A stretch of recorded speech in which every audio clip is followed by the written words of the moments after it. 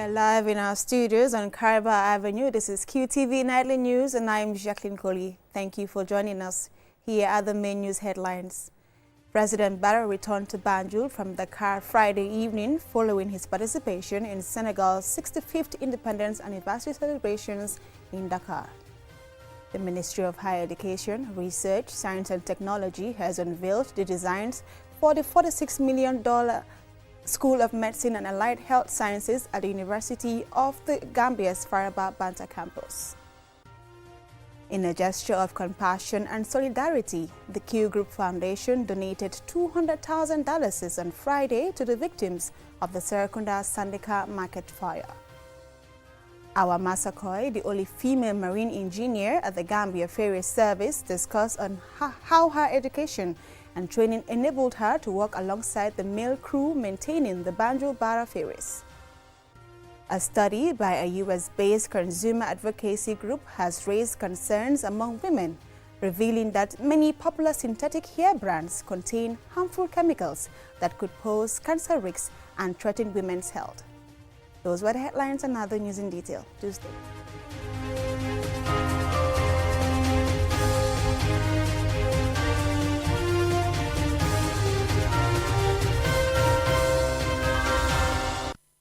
Thank you for joining us tonight. Now, President Barrow returned to Banjul from Dakar Friday evening following his participation in Senegal's 65th independence anniversary celebration at the invitation of his counterpart, President Bassirou Diomaye Faye.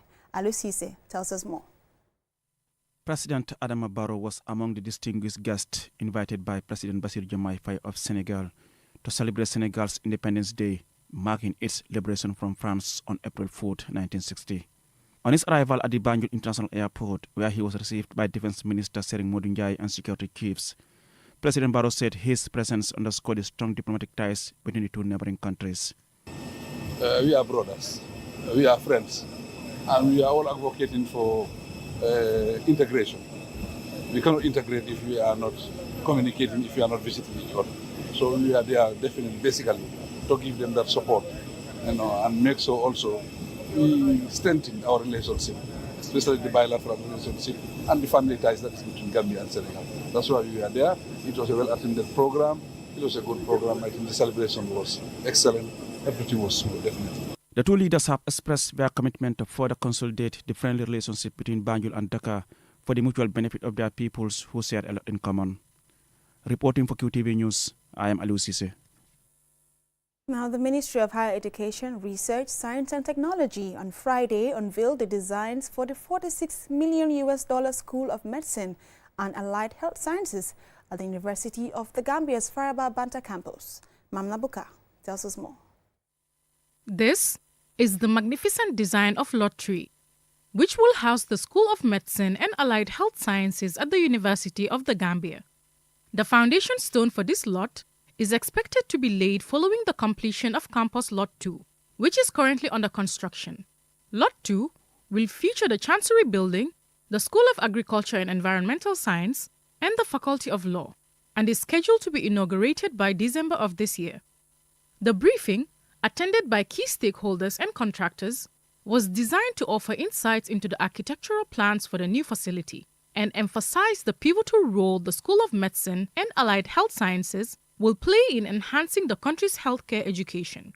Here is Vice Chancellor Herbert Robinson discussing the significance of constructing Lot 3. If you look at medicine, for example, we have applications of over 270, but only about 80 are accepted. And the reason why the rest are not accepted is not because they are not qualified. It's simply because of capacity constraints. The construction of Campus Lot 3, which will house the School of Medicine and Allied Health Sciences, is expected to cost the government of the Gambia $46 million, roughly 3.2 billion Gambian dalasi. The proposed facility is designed to support a wide variety of healthcare disciplines, including medicine, pharmacy, public and environmental health, nursing, biomedical sciences, laboratory sciences, and other essential fields. The faculty is set to accommodate around 6,600 students, including those transitioning from the Gambia College as part of the Higher Education Transformation Program. This initiative aims to promote collaboration, innovation, and excellence in medical and health sciences education. Here is Professor Pierre Gomez, the Minister of Higher Education, Research, Science, and Technology. This has three components. Component is the infrastructural aspect of it. That's number one. The second component is the laboratories. This will give the School of Medicine and Allied Health Sciences 16 state-of-the-art medical laboratories, 16. And then the third component of the project is capacity building. The School of Medicine will also contain a library strictly for their students, a recreational facility, and a well-equipped clinic that will cater to the university community and serve as a place where students can engage in practical training. Here is Professor Gomez again. The Gambia will become a hub for medical education. So people will come for academic tourism, and we will be able to now serve ourselves and export now skilled labor. Our doctors, our nurses will go to UK, will go to America. We will not stop them because we will have a machine that is producing year in, year out. The establishment of the School of Medicine and Allied Health Sciences at the University of the Gambia will contribute to improved healthcare education, address healthcare workforce shortages, advance medical research, enhance healthcare access and quality, foster economic development, and promote collaboration and regional leadership in healthcare. Mamna Buka, reporting for QTV News. Now, in a gesture of compassion and solidarity, the Q Group Foundation donated $200,000 on Friday to the victims of the Serekunda Sandika market fire, which destroyed their livelihoods on March 31st, 2025. Usman Jata attended the presentation ceremony, and he now reports.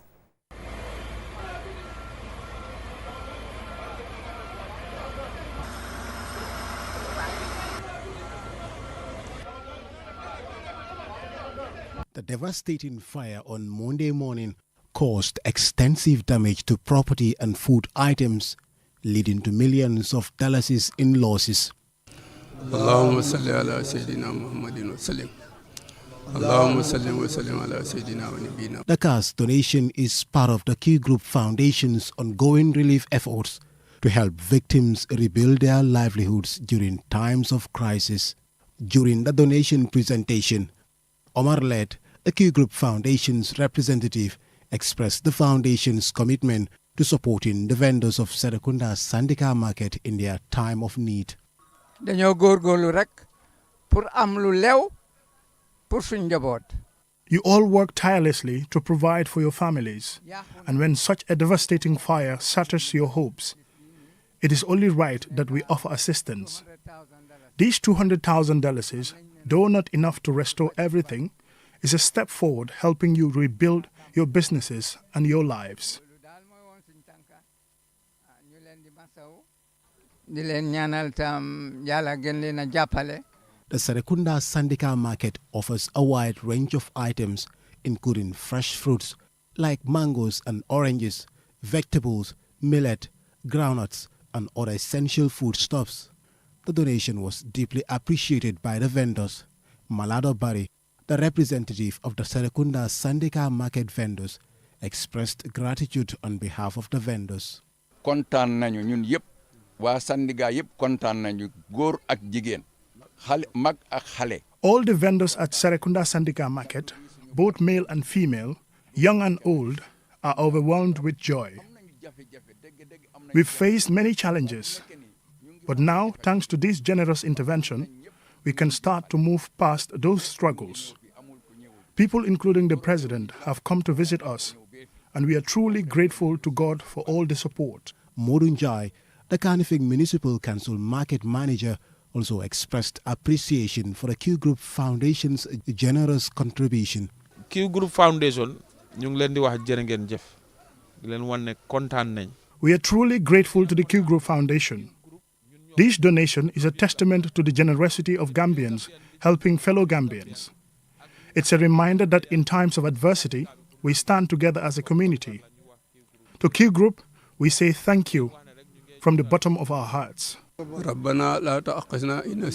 This generous donation from the Q Group Foundation offers a ray of hope to the victims of the Serekunda Sandika market fire. While the damage has been immense, the support received is a powerful reminder that, even in the face of tragedy, the spirit of unity and compassion remains strong.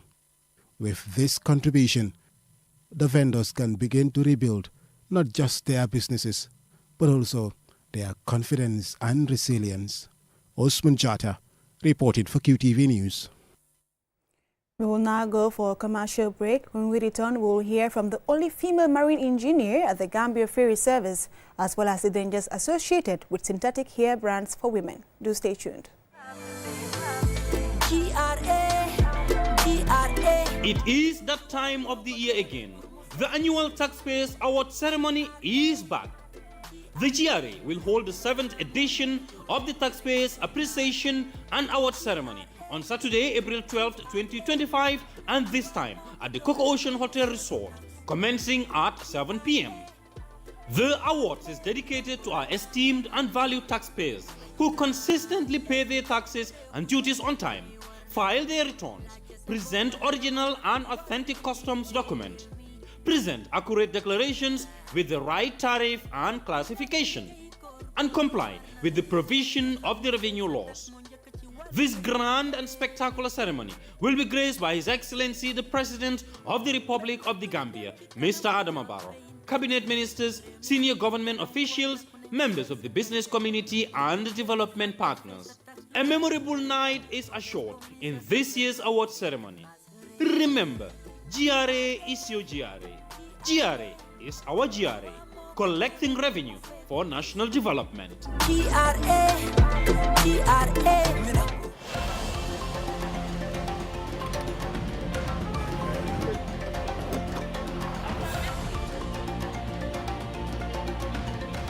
Wow, Sadio, ça va? Ça va, bien.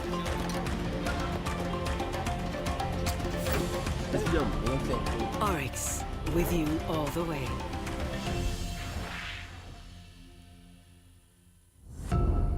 Powered by Africa, Oryx Energies.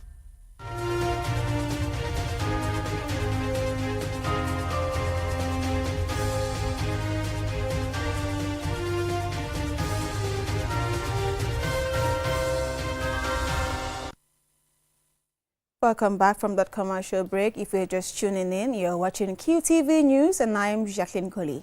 Now, Awa Masakoi, the only female marine engineer at the Gambia Ferry Service Engineering Unit, spoke to QTV about her educational background and training, which have paved the way for her to work alongside the male crew, maintaining the ferries that operate between Banjul and Barra. She was speaking to Mam Jara Kamara, and this is the report. After graduating from St. Joseph's in 2016, Awa Masakoi pursued automotive engineering at the former GTTI, now USAT. She then traveled to Senegal, where she completed a 9-month practical course in engineering. Upon returning to the Gambia, she worked as an intern at the Gambia Ferry Service and later secured a position as a marine engineer. Although Awa's father was a mechanic, her dream was to become a soldier. Little did she know, her life would take a different path, one that she now finds both fulfilling and passionate. It was not my intention, but when I went into the field, I said, let me just do it. So I found the passion, it was good, I was cope with it. Then I love the job. Sometimes it is hard because you have to, sometimes you will carry a heavy load, and that you will be running up and down. So it is not easy, but if you love something within you, it will be easier. Here is what Awa does in her role as a marine engineer. If you come in the morning, you have to go and check your engines, you check your fuel level, you check your oil level, you have to go and check your running hours and everything. That's what we'll be doing in the morning. So from there, every 2 hours, you have to go around to be checking all the engines, how they are doing, their oil level also, where if there is any leakage, you tackle the things out, and you have to do it regularly to avoid any damage or any incident that will happen to your absence. That is from first ferry until the last ferry. Despite being the only woman among the ferry engineering crew, Awa said she finds the work enjoyable. She appreciates the opportunity to learn from her seniors and often seeks their advice. But being the only female, it is not easy. It is easy also because when working with men, they will be proud to say, she's the only one that we have, so we have to handle her with care and that. Yes. So it is easy to my side because the elders also, if I ask them question, they will be willing to explain it and they will take their time and explain it well to me so that I understand. Awa has this advice for young women aspiring to pursue engineering as a career. Do not follow what people say that, li liggéey bi góor yi ñoo ko moom wala liggéey bi jigéen bi moo jigéen yi ñoo ko moom. We all can do what they say. What a man can do one, a woman can do it twice. So whatsoever you have the passion in doing it, do it. Do not bother what people say. In sub-Saharan Africa, women make up only around 30% of researchers and professionals in STEM fields, with notable gaps in areas like mathematics, engineering, and computer science, according to UNESCO estimates. As a result, women often face challenges such as negative stereotypes, lack of support, and stringent eligibility requirements. However, Awa has shown unwavering dedication and resilience throughout her journey, working side by side with men and bringing her own unique flair.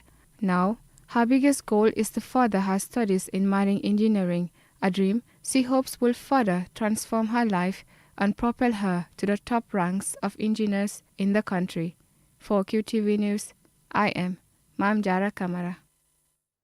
Now, a study conducted by a US-based consumer advocacy group has revealed that many well-known synthetic hair brands contain harmful chemicals that contain cancer-causing agents pose risks to women's health.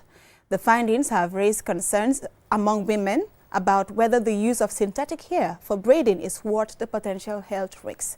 Aissatou Barry has the rest of that. A US-based consumer advocacy group, Consumer Reports, tested 10 products and found them to contain cancer-causing agents, while 9 of them had unsafe levels of lead. Synthetic hair is made from plastic fibers that are often treated with chemicals to enhance texture and durability. However, these chemicals can trigger allergic reactions and may release toxic fumes when exposed to heat. Many users are unaware that this heat exposure could pose a potential health risk. The report also revealed that certain chemicals can cause skin irritation, respiratory issues, and even hormone disruptions with prolonged exposure. For millions of women worldwide, synthetic hair is a popular choice for its beauty, convenience, and protective styling benefits.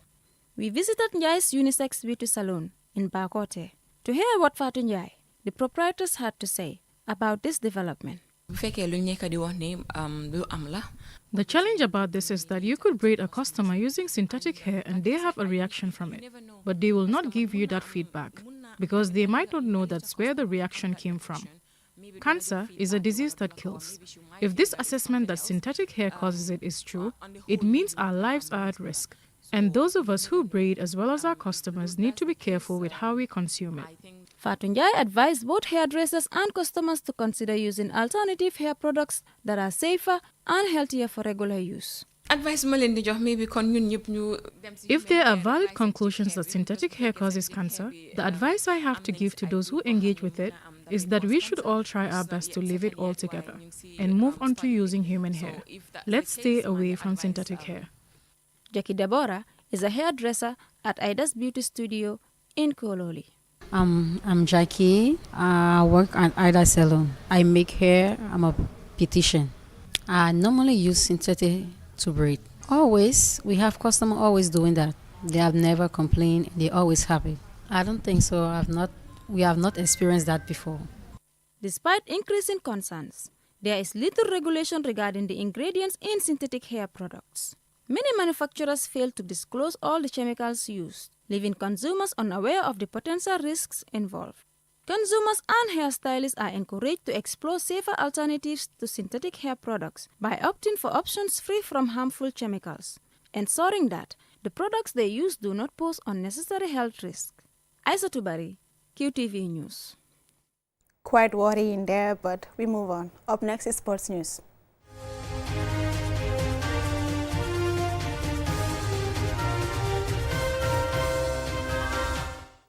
In an impressive performance, Rockland United FC defeated Ilyasa FC 4-0 in the opening match of the North Bank Region Football Association 3rd Division Tournament at the Farafenni Mini Stadium on Friday. The dominant victory set the tone for what promises to be an exciting season of regional football. Our regional reporter Don Williams witnessed the match, and his report is narrated by Pa Daniel Gomez. The wait is finally over as the North Bank Regional Football Association 3rd Division League Season 2025 kicked off this past weekend at various locations across the region. Despite the scorching heat, teams, referees and a small group of spectators gathered at the stadiums to support their respective teams. Rockland United FC, dressed in white and blue jerseys, faced Ilyasa FC, who sported yellow jerseys with blue stripes. Rockland United FC asserted their dominance in the 4th minute, with Mohamed Jallo opening the scoring. He capitalized on a ball sent into the box from the left side of the field. In the 12th minute, Jallo struck again, this time after a defender's header back allowed the ball to drop perfectly for the unmarked number 17. Jallo then sent the ball into the top corner, securing his brace. Ilyasa FC struggled to find their rhythm and were punished in the 31st minute, when Chernombai of Rockland United scored the 3rd goal. The first half ended with Rockland United leading 3-0. During the halftime break, Momodu C, communication officer of the MBRFA, explained the structure and significance of the league. This is perhaps one of the very few FAs, apart from those are the greater Banjul areas that have been competing regularly football both during the summer with the zonal and east phase of the 3rd division league. And this year we at least are able to register preparational successes.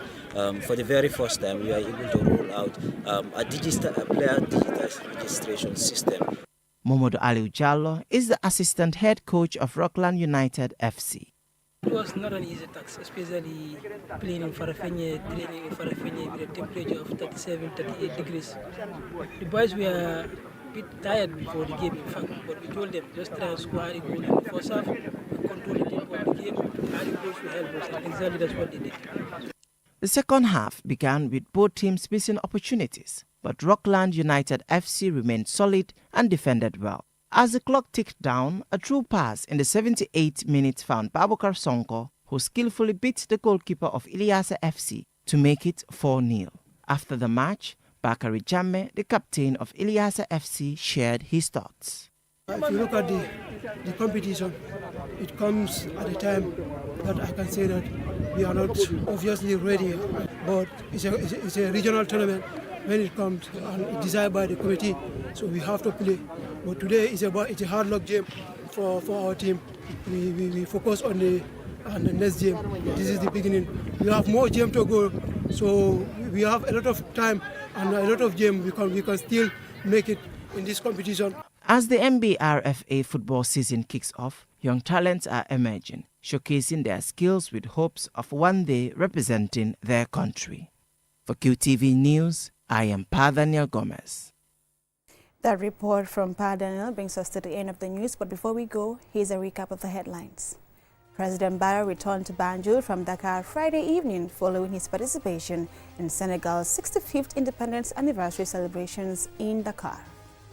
The Ministry of Higher Education, Research, Science and Technology has unveiled the designs for the $46 million School of Medicine and Allied Health Sciences at the University of the Gambia's Faraba Banta campus.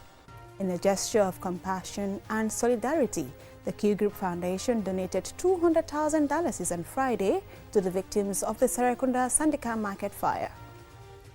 Awa Masakoi, the only female marine engineer at the Gambia Ferry Service, discussed how her education and training enabled her to work alongside the male crew maintaining the Banjul-Barra ferries.